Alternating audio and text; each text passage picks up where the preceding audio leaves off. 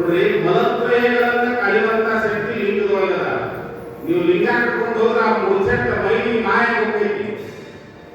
ಇನ್ನು ನೀವು ಆ ಲಿಂಗನ ಮುಳ್ಸೆಟ್ಟ ಹಾಕೋದ್ರ ಗತಿ ಏನ್? ಅದಕ್ಕ ಆ ಲಿಂಗವನ್ನು ಕಟ್ಕೊಳ್ಳಿಕ್ಕೆ ಯಾರಾದ್ರೂ ಮುಂದೆ ಬಂದ್ರ, ನನಗೆ ಕಲಬುರಗಿ ಸರ್ವಶ್ರೇಷ್ಠರ ಶ್ರೀಮಠದೊಳಗ ಕಂತಿ ಇರುವಂತ ಮನುಷ್ಯ 50 ರೂಪಾಯಿ ಒಂದು ಲಿಂಗ ಕೊಡ್ತಾನೆ. ಬೇರೆದವ್ರಿಗೆ 100 ರೂಪಾಯಿ 50 ರೂಪಾಯಿ ಕೊಡ್ತಾನ. ನನಗೆ ಮ್ಯಾಲ 1 ರೂಪಾಯಿ ಕೊಡ್ರಿ, 51 ರೂಪಾಯಿ. ಹಾಗೆ ನೀವು ಕೊಟ್ಟಂದ್ರೆ ಮತ್ತೆ ಮುಂದಿನ ಊರಾಗ ಪುರಾಣದಾಗ ಅದ 50 ರೂಪಾಯಿ ಕೊಡುವುದಿಲ್ಲ, ಆ ಲಿಂಗ ಕೊಡುವುದು. ಮನ್ಯಾಗ ಒಂದು ಆರು ಹಾಕ್ಬೇಕು ಸಂಸಾರ, 6 ಮನೆ ಹಾಕ್ತದ, ಅದ್ರ ಮಾಡಿ ಸಂಸಾರ ನಡೆಸುವುದಕ್ಕೆ. ಮತ್ತ 6 ವಯಸ್ಸಾಗ್ತಂದ್ರೆ ಈ ಯಾರು ಮಾಡೋದು ಮತ್ತೊಂದು ಚಲೋ ಕಳಿಕೊಂಡು ಮತ್ತು ಬದುಕು ನಡೆಸೋದು. ಹಂಗ ಭಕ್ತರಿಗೆ ಲಿಂಗವನ್ನು ಹಂಚುವಂತ ನನ್ನ ಈ ಒಂದು ಅಭಿಯಾನದೊಳಗೆ ನೀವು ಸಹಾಯ ಮಾಡಿ ಅಂತ ಹೇಳಿದ.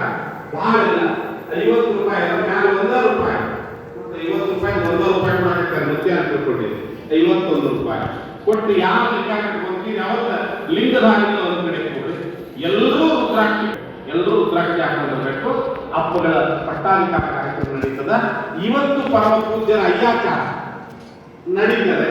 ಅದು ಮರಳಿ ಬಂದು ಯಾವ ಮಸೂತಿಯ ಎಲ್ಲ ಸಮಸ್ತ ಭಕ್ತರು ಬಂದಾಗ ಹಾಗೆ ನೀವೆಲ್ಲ ಹಿಂದಿನಲ್ಲಿ ಮಹಾಸತಿ ಅನುಸೂಯ ಹುಟ್ಟಿರ್ತಕ್ಕಂಥ ಮಸೂತಿ ಬಂದವರು ಅದಕ್ಕ ಬಂಧನಾಪಲ್ಲಿ ಬಂದಾನ, ಅದಕ್ಕ ದೊಡ್ಡಪ್ಪ ಮಹಾರಾಜಿ ಬಂದಾನ. ಅವನ ಅಯ್ಯಾಚಾರದ ಸಂಭ್ರಮದ ಕಾರ್ಯಕ್ರಮ ನಡೀತದೆ.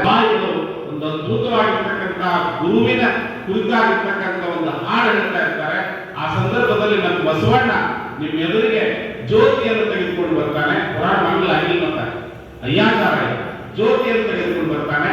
ಆ ಜ್ಯೋತಿಗೆ ನಮಸ್ಕರಿಸಿ ಸಾಧ್ಯವಾದರೆ ನಿಮ್ಮಲ್ಲಿರ್ತಕ್ಕಂಥ ಆ ದ್ರವ್ಯವನ್ನ 1 ರೂಪಾಯಿ ಇದ್ರೂ ಕೂಡ ಅದರೊಳಗೆ ಹಾಕಿ ನಮಸ್ಕಾರ ಮಾಡಿ ಅಂತ ಹೇಳ್ತಾ ಪರಮ ಪೂಜ್ಯರಾಗಿರ್ತಕ್ಕಂಥ ಸಂಗಮ ಬಸವ ಶ್ರೀಗಳ ಅಯ್ಯಾಚಾರ.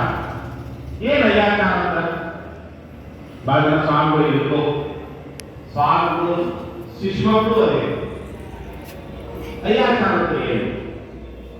ಭಿಕ್ಷಾ ಲೈಸೆನ್ಸ್ ಕೊಡೋದ ಹಿಂಗ ಬಂದ ಮುಂದೆ ಮಗ ಏನ್ ಅಯ್ಯಾಚಾರ ಅಂದ್ರೆ 5 ಹುಡುಗರಿಗೆ ಭಿಕ್ಷಾ ಲೈಸೆನ್ಸ್ ಕೊಡೋದು ಅಂತ.